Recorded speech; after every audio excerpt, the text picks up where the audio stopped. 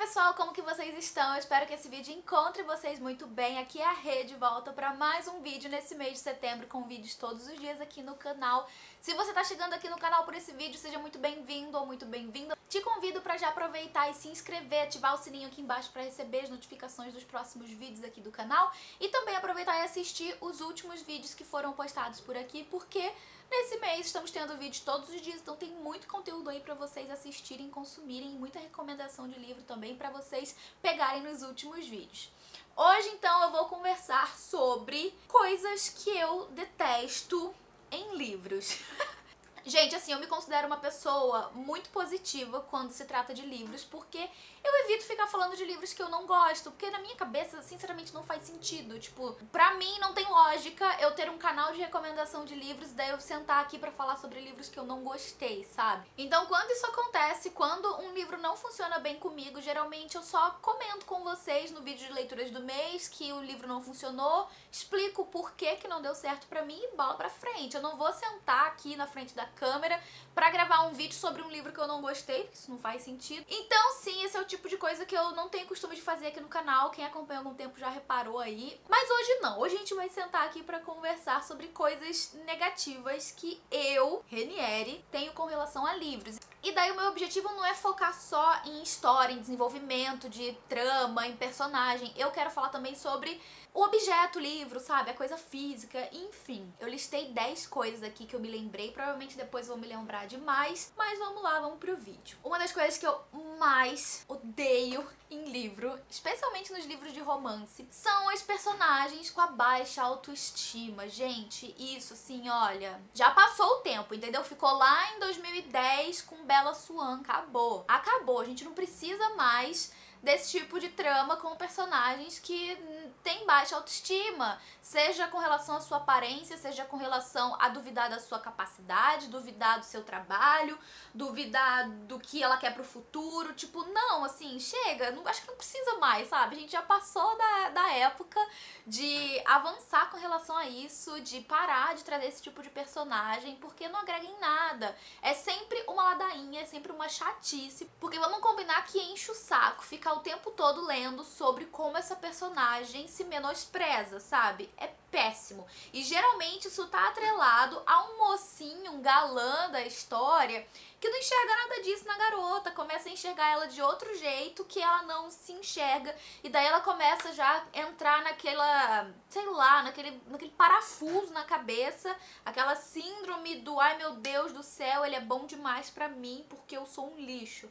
Ai, não consigo mais, tá? Então, autores e autoras, principalmente os de romance, assim, ó, chega, gente, não dá, tá? Não dá mais, chega. Outra coisa é relacionada à trama que eu não aguento mais, é o Instalove, né? Aquele amor instantâneo que os personagens se conhecem e dali a algumas horas eles já estão, enfim, fazendo juras de amor, jurando amor eterno, sabe, completamente apaixonados, planejando casamento. Olha, não consigo. E esse tipo de plot, geralmente, a gente encontra mais uma vez, né, em história de romance, e eu sempre lembro muito de Colleen Hoover quando isso acontece, porque os personagens das histórias dela sempre têm uma química muito forte, instantâneo. Todos os livros que eu li dela até hoje foi uma coisa assim, os personagens principais, né, o casal principal se encontra e assim, eles podem nem se apaixonar logo no primeiro momento, no primeiro instante, mas que vai ter uma química absurda e eles vão se ver completamente, sabe, interessados um no outro instantaneamente. Isso acontece.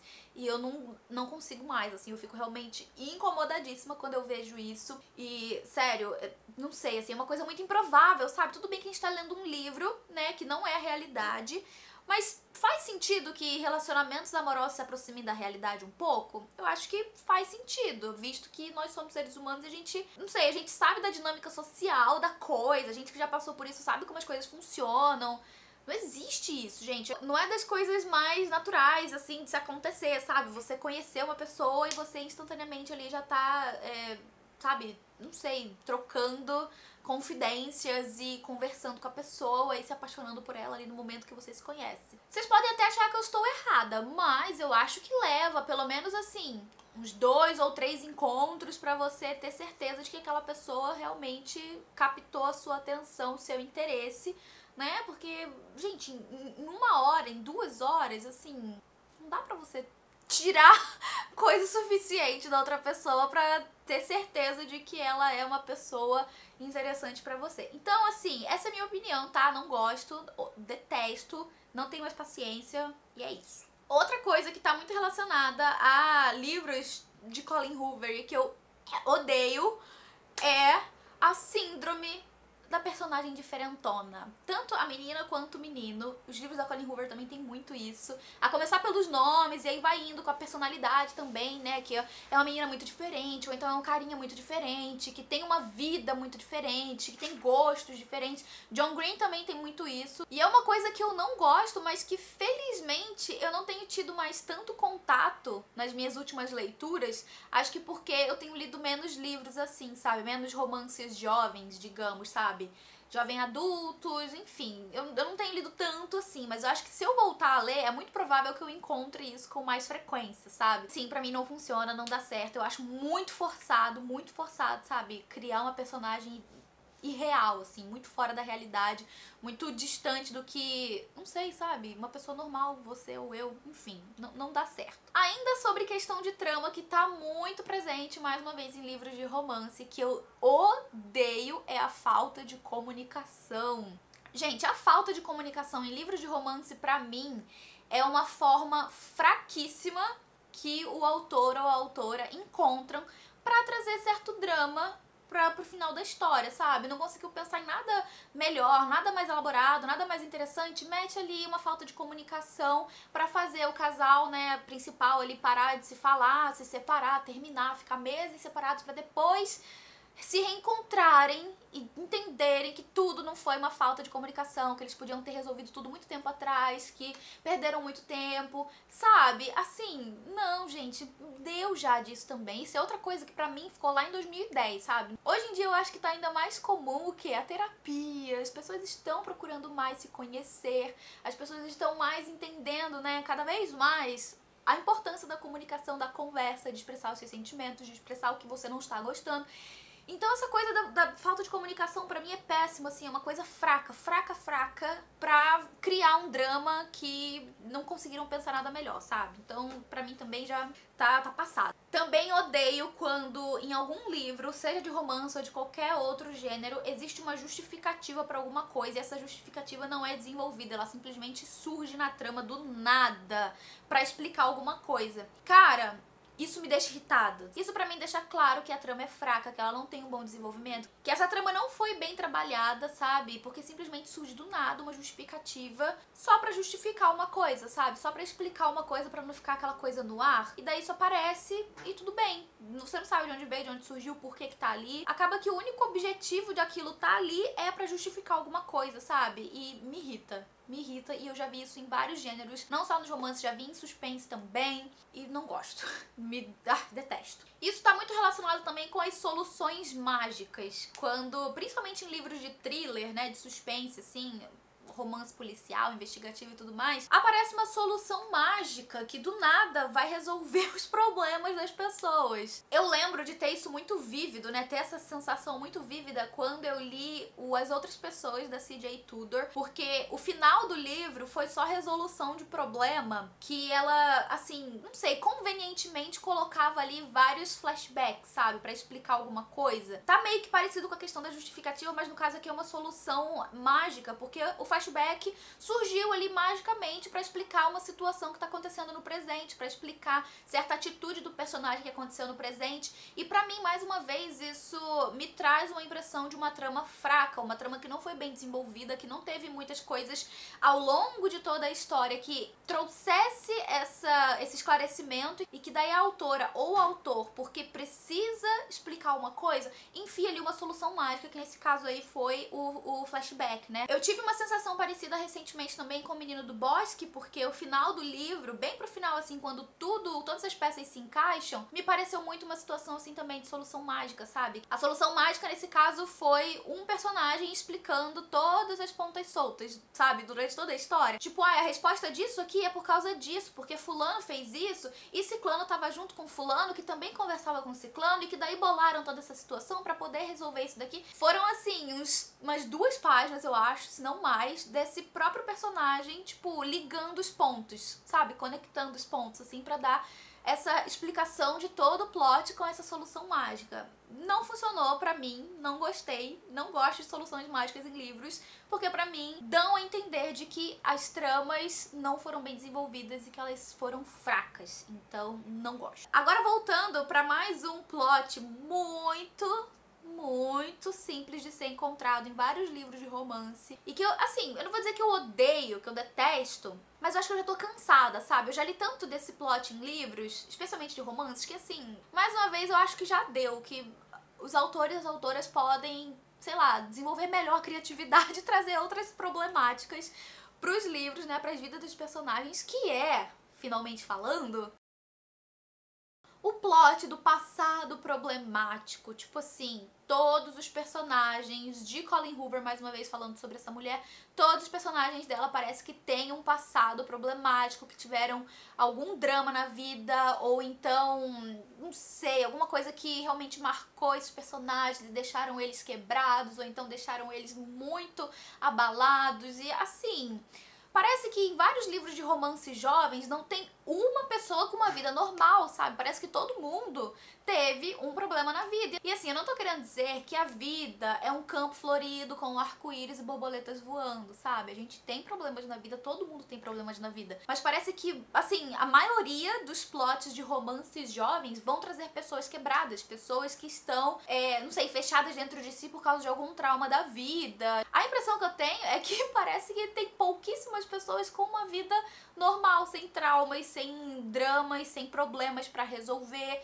sem nada que o amor vai, sabe, milagrosamente curar. E de novo, não é que eu acho que a vida deva ser perfeita, muito menos a dos personagens, mas é que parece que algo já tá batido, sabe? Que é muito repetitivo, que em vários livros isso tá acontecendo. E não sei, assim, eu acho que os autores e as autoras poderiam ser um pouco mais criativos e desenvolver mais, assim, a dinâmica dos personagens, o relacionamento entre esses personagens, que não tenha um impeditivo tão complexo, voltado pro passado. Ou então que o problema ali que as personagens vão resolver não tenha tanta coisa assim voltada pro passado problemático de algum deles, enfim. Vocês podem, de novo, obviamente, discordar de mim, mas essa é uma opinião que eu tenho, assim. Eu acho que já tá batido, que já deu, gente. Já tem demais desse tipo de história. Agora, falando do objeto livre, uma coisa que eu odeio em livros são capas com pessoas. Mas assim, não são em todos os livros que eu odeio capas com pessoas, porque tem algumas capas que dão certo, mas livros, mais uma vez, de romance com capas de pessoas, né, com pessoas na capa, são realmente complicados. Eu não sei, eu tenho a impressão de que os livros de romance com pessoas na capa tem uma tendência muito grande pro brega, sabe? Muito grande, e a maioria deles são bem, não sei, embaraçosos, assim, são vergonhosos, sabe? Consigo pensar em alguns exemplos aqui. O Vergonha, que é um livro muito famoso, que eu já falei que é o livro do Homem Pelado, porque tem esse tanquinho na capa, tipo, meu, é desnecessário. E todo mundo que já leu esse livro fala que essa capa não tem nada a ver com a história, sabe? Então pra quê, sabe? Outro também que eu consigo pensar que é assim é o Atraído, da Emma Chase, que é uma capa horrorosa, com mais uma vez um cara ali na capa. Tem vários outros, sabe? Livros, assim, de romances mais jovem adultos, ou então romances mais picantes, assim. Tem também o Perdendo-me, da Cora Carmack, que é um livro que eu gosto bastante. Eu li tem muito tempo, mas, enfim, na época que eu li eu gostei muito, e a capa também é vergonhosa. Então, assim, uai, Deus, por quê? Por que cismam em fazer livros de romance, principalmente com pessoas na capa? Ai, não podia ser uma ilustração? Tem muito livro na gringa que são ilustrações, né? Nas capas de livros de romance. Eu acho que funcionam melhor do que colocar pessoas. Ai, não gosto, gente. Péssimo. Mais uma coisa que eu detesto em livros são livros com a diagramação apertada. Gente, eu sou míope, entendeu? Tipo, tudo bem que o míope ele não enxerga muito bem de longe, mas se eu ficar forçando minha vista pra enxergar perto, eu vou ficar com hipermetropia também. Eu vou ter dois problemas no meu olho. Ai, gente, meu, não dá. Eu gosto do negócio confortável, sabe? Uma fonte confortável, um espaçamento confortável entre, sabe, linhas. Gosto também que seja confortável o espaço a partir da junção das páginas, porque é horrível você ficar tendo que fazer assim pra ler o que tá escrito. Gente, quando eu leio no Kindle, eu acho que a fonte do meu Kindle é número 4, sabe? Eu deixei no 4. Pra mim é uma fonte ótima. Pra minha irmã, por exemplo, já é uma fonte grande. Ela acha grande. Pra mim tá ótimo, super confortável. Eu não gosto de deixar ela muito grande, que senão tem que ficar passando página o tempo inteiro, mas A fonte número 4 pra mim tá super confortável, eu leio tranquilo, não fico passando tantas páginas assim e dá muito certo. Então, livros com diagramação ruim é complicado, viu? É difícil de ler. Não gosto. E por fim, uma coisa que eu não curto são traduções de títulos que não tem nada a ver, gente. Por quê, sabe? Editoras brasileiras, tentem explicar aí por que vocês fazem isso. Por que tem um título original que tem muito a ver com a história, ou então um título original que tem um porquê de ser aquele título, e daí vem pro Brasil, traduzem o título, então criam um título novo pra esse livro que não tem nada a ver nem com o título original, nem com a história do livro. Tem título de livro que inclusive passa uma ideia contrária da do livro, sabe? Além de não atrair as pessoas, ela passa uma ideia errada da trama, do que você vai encontrar na história. E eu acho isso muito, muito ruim, assim, eu não gosto. Quando eu leio um livro e eu entendo por que o título dele é aquilo, eu fico, nossa! Tudo faz sentido agora. Mas quando eu leio um livro e o título não tem nada a ver com a história, não tem nada a ver com o que eu tô lendo, eu fico, por que isso está aqui? Meu Deus do céu. Ai, gente, péssimo. E essas são as 10 coisas, então, que eu detesto em livros. Provavelmente tem mais aí. Se eu parar pra pensar, eu consigo pensar em mais coisas. Mas essas foram as 10 coisas que eu pensei, assim, que mais vieram na minha cabeça e que eu não gosto de encontrar em livros. E agora eu quero saber de você. O que você não gosta em livros? Coisas que você detesta. Comenta aqui embaixo pra gente trocar uma ideia. Eu sempre dou risada quando eu vejo esse tipo de coisa. Porque tem muita identificação minha com certas coisas, mas também tem outras coisas que, assim, eu nunca tinha pensado e eu fico, meu Deus. E eu espero muito que vocês tenham gostado desse vídeo. Vou finalizar aqui agradecendo aos membros do canal por todo o apoio de sempre. Muito obrigada, galera. Vou ficando por aqui, mas a gente se vê no próximo vídeo. Um beijo grande e até mais. Tchau!